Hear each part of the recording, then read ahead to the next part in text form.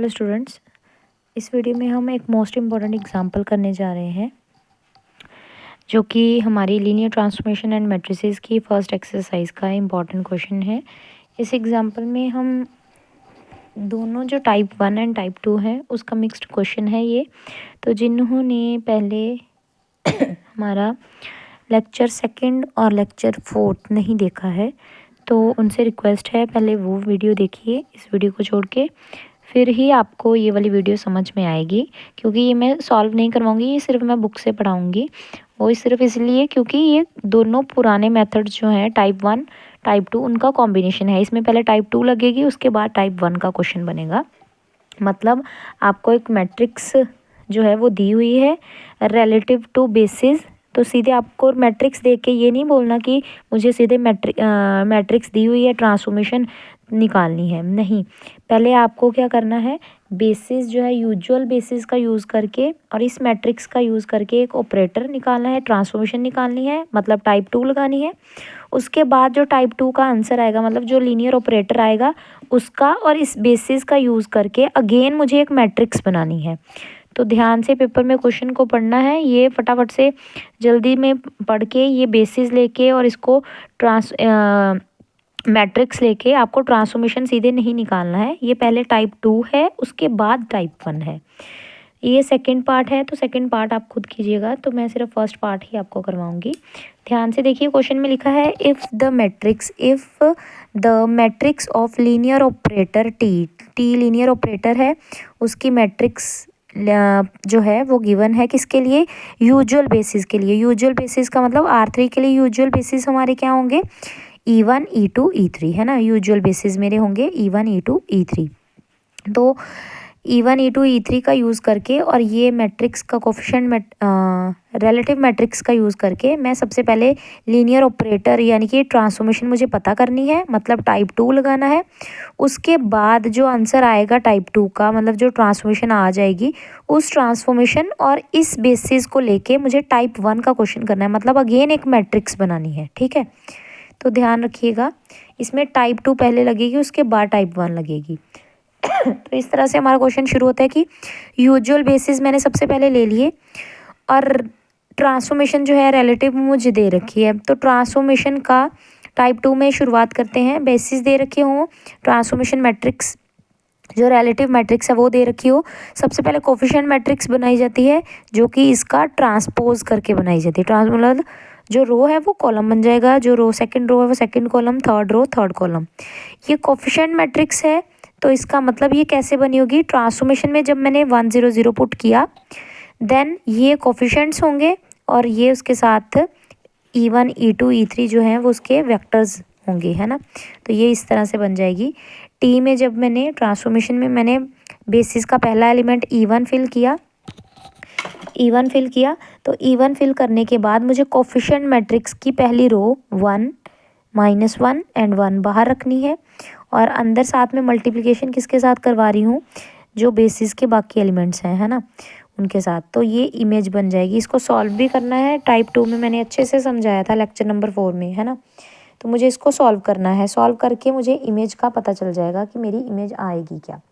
फिर ट्रांसफॉर्मेशन में मैंने सेकंड एलिमेंट बेसिस का पुट किया और सेकंड रो के यहाँ पे बेसिस के एलिमेंट 1 0 0 0 1 0 0 0 1 इनको मल्टीप्लाई कॉरस्पॉन्डिंग किसके साथ करना है, सेकंड एलिमेंट है तो सेकंड वाली रो के साथ, यानी कि 1 1 और -1। तो यहाँ पे 1 1 एंड -1 के साथ इसको सॉल्व किया, अगेन मुझे ये मिल गया। थर्ड एलिमेंट पुट किया और थर्ड रो के एलिमेंट्स को बाहर रखा कोफिशिएंट मैट्रिक्स के और अंदर रखे बेसिस के एलिमेंट्स, इसको भी सॉल्व कर लिया। तो इस तरह से मुझे तीनों एलिमेंट्स की इमेजेस मिल चुकी हैं ट्रांसफॉर्मेशन के बाद। उसके बाद हम स्पैन करते हैं। तो स्पैन के लिए हम क्या करते हैं, अल्फ़ा बीटा और गामा को हमने बेसिस के फॉर्म में स्पैन करके लिखा है। देन थर्ड स्टेप क्या होता है, apply T on both side. तो अप्लाई टी करके देन टी की इमेजेस जो हैं उनको पुट करके आपके पास ट्रांसफॉर्मेशन जो है, जिसको हम ट्रांसफॉर्मेशन बोलें या ऑपरेटर बोलें एक ही बात है। तो ट्रांसफॉर्मेशन का आंसर, मुझे ट्रांसफॉर्मेशन पता चल चुकी है क्या ट्रांसफॉर्मेशन होगी। इसके बाद उन्होंने बोला था ट्रांसफॉर्मेशन जब पता चल जाए देन रिलेटिव मैट्रिक्स निकालो अगेन। तो अब हमें पता है, और बेसिस क्या होंगे, ये वाले B1 सेट वाले। तो फर्स्ट एलिमेंट को उठाऊंगी, उसको जो ट्रांसफॉर्मेशन आपने पता की है उसमें पुट किया जाएगा। ट्रांसफॉर्मेशन में बारी बारी एलिमेंट्स को पुट करूंगी और उनको बेसिस में ही स्पैन करूंगी। तो स्पैन एडवांस में ही करके उन्होंने रख लिया है। तो ये टाइप 1, यहाँ से अगेन टाइप 1 का क्वेश्चन शुरू हो जाता है। जब हमें लीनियर ऑपरेटर दिया जाता था और बेसिस दिया जाता था, तब हम इसके बाद हम टाइप 1 लगाते। टाइप 1 का मतलब जो रिलेटिव मैट्रिक्स निकालना। जब हमें ट्रांसफॉर्मेशन दी हो और हमें बेसिस दिया हो तो हम मैट्रिक्स निकालते थे। तो अब अगेन टाइप 1 क्वेश्चन बन चुका है टाइप 1 का। तो लेक्चर नंबर 2 इसके आगे मतलब लेक्चर नंबर 2 वाला सारा काम अप्लाई होगा। सबसे पहले मैंने स्पैन कर लिया इन बेसिस को। तो ए बी सी, यहाँ पे अल्फ़ा बीटा गामा रख सकते हैं या पी क्यू आर जो उसने रखा है ना। तो मैंने ए बी सी और यहाँ पे पी फर्स्ट एलिमेंट बेसिस का, क्यू सेकंड एलिमेंट और थर्ड एलिमेंट बेसिस का रख के पहले वाले को ऐड करके फर्स्ट पोजीशन, दूसरे और दूसरे एलिमेंट को ऐड करके सेकंड और थर्ड को थर्ड पोजीशन देके अब इनको कॉरस्पॉन्डिंग फर्स्ट को ए के विद रिस्पेक्ट ए के साथ कंपेयर कर दिया, इक्वेट कर दिया। सेकंड एलिमेंट को सेकंड बी के साथ, थर्ड को सी के साथ। इनको सॉल्व करना है बाय एलिमिनेशन। तो ये सॉल्विंग वी गेट, इसका मतलब क्या है, इसको सॉल्व किया गया है। किस तरह से सॉल्व किया गया है तो मैं बता दूं। काफ़ी बच्चों को तो पता था लेकिन कुछ बच्चों को नहीं पता होता, जिनके थोड़े से कंसेप्ट थोड़े से वीक हों। तो मैं बता दूं ये सॉल्व कैसे किया होगा उन्होंने।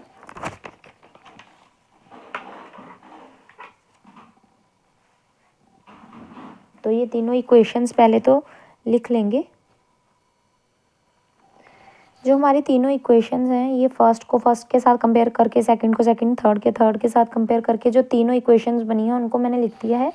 फर्स्ट सेकंड और थर्ड इक्वेशन तीनों ही पी क्यू आर में है। मुझे पी क्यू आर की वैल्यू निकालनी है टर्म्स ऑफ ए बी सी।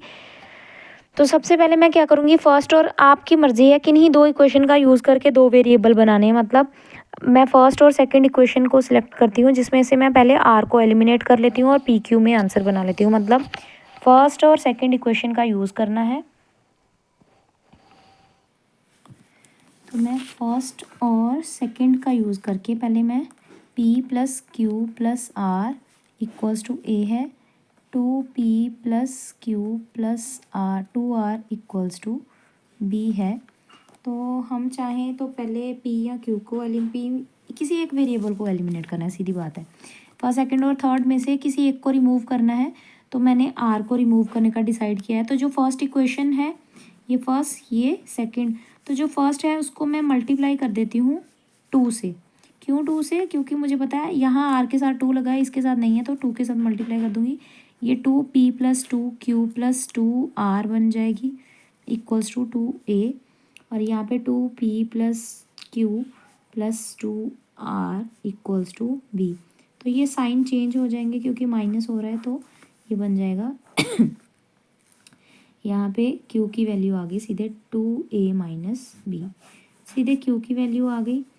इसके बाद अगर मैं 2p plus q 2r equals to b, 2p plus 2q plus r equals to c। तो यहाँ पे अगर मैं ध्यान से देखूँ, साइन चेंज कर दूँ तो ये कट रहे हैं और यहाँ पे माइनस q आ जाएगा।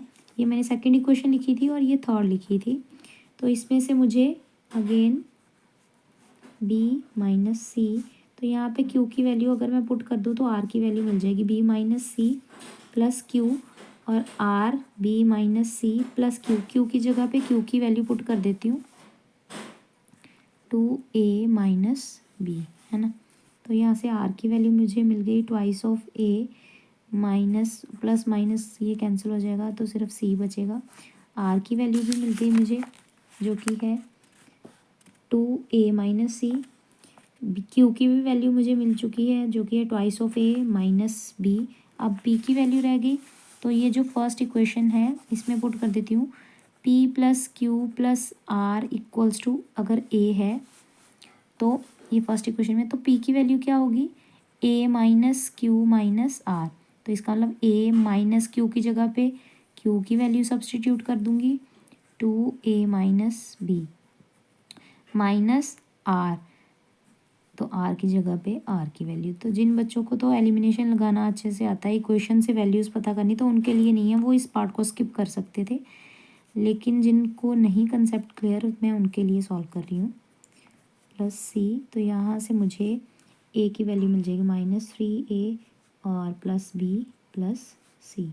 तो ये मुझे ये जो पी है इसकी भी वैल्यू मिल गई। पी क्यू एंड आर तीनों की अगर मुझे वैल्यूज़ पता चल गई हैं, एलिमिनेशन लगा के मैंने सॉल्व कर लिया है। पी क्यू आर की वैल्यू वापस यहाँ जहाँ लिखा था पहली बार वहाँ पे पुट कर दूँगी। तो पहले मैंने स्पैन कर दिया है। स्पैन करने के बाद इस एलिमेंट को उठा के टी में पुट कर देते हैं। टी तो हम ऑलरेडी बना के बैठे हुए हैं ना ऊपर, ये जहाँ पे अल्फ़ा बीटा गामा है वहाँ पे 1 2 2 पुट कर दूँगी। तो जो इमेज मुझे मिलेगी उस इमेज को मुझे ए बी सी मान के यहाँ पुट कर देना है। मतलब ये कि पहले 1 2 2 को ट्रांसफॉर्मेशन में पुट करना है। जो आंसर ट्रांसफॉर्मेशन में पुट करने के बाद सॉल्व होके आए, ट्रांसफॉर्मेशन कौन सी, जो हमने बनाई थी सॉल्व करके, ट्रांसफॉर्मेशन में पुट करने के बाद जो आंसर मुझे मिलेगा, जो इमेज मिलेगी उस इमेज को उठा के मुझे इस स्पैन में पुट करना है। मतलब 1 3 1 किसको मानूंगी, ए बी सी को, और इसको सॉल्व कर लूँगी।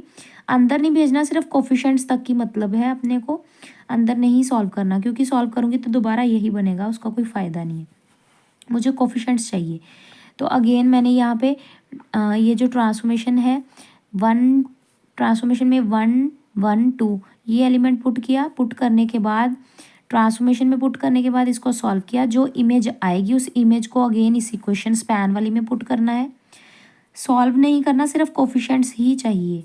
सिमिलरली थर्ड एलिमेंट का भी इसी तरह से किया। तो ये क्या कर रही हूँ ये आपको तभी पता चलेगा अगर आपने टाइप 1 जो है लेक्चर नंबर 2 मेरा समझा हुआ है, तो इजीली आपको पता चल गया होगा मैं यहाँ पे क्या बोल रही हूँ। अब कोफिशिएंट मैट्रिक्स निकालनी है तो सिर्फ कोफिशिएंट्स को ही रो वाइज अरेंज करूँगी। फर्स्ट एलिमेंट की कोफिशिएंट्स फर्स्ट रो में, सेकंड रो के सेकंड में, थर्ड के थर्ड में। तो बेसिस के एलिमेंट्स को नहीं, उसके बाहर के जो कोफिशिएंट्स हैं उनको रखा है।